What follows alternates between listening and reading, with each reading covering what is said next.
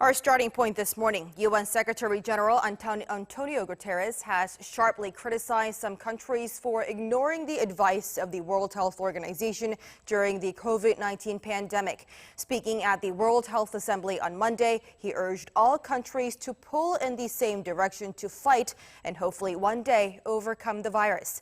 The U.S. and China, however, clashed over who's to blame for the pandemic. Our Seung-jae starting us off. With the 73rd World Health Assembly taking place virtually for the first time in its history on Monday, UN Secretary General Antonio Guterres slammed some countries for brushing off the WHO's advice during the global COVID-19 pandemic. He insisted the pandemic should serve as a wake-up call to a world which needs to be more united in its response. COVID-19 must be a wake-up call. It is time for an end of this hubris. Our deep feelings of powerlessness must lead to greater humility. Deadly global threats require a new unity and solidarity. The UN chief also reiterated the need to support the WHO, which he described as irreplaceable. The WHO is irreplaceable. It needs enhanced resources, particularly to provide support to developing countries, which must be our greatest concern. We are as strong as the weakest health systems.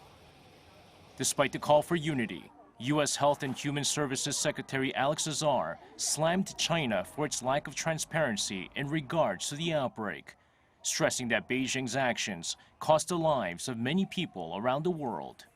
The criticism was made indirectly, but it was clear which country Azar was referencing. In an apparent attempt to conceal this outbreak, at least one member state made a mockery of their transparency obligations, with tremendous cost for the entire world.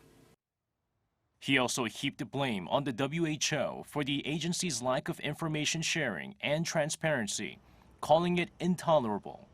Azar demanded changes be made at the WHO, accusing it of failing to obtain the information the world needed as the outbreak started to filter out.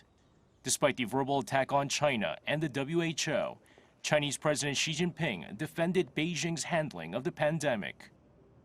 All along, China has acted with openness, transparency, and responsibility. We have provided the information to WHO and relevant countries in the most timely fashion. We have released the genome sequence at the earliest possible time. We have shared control and treatment experience. We have done everything in our power to support and assist countries in need.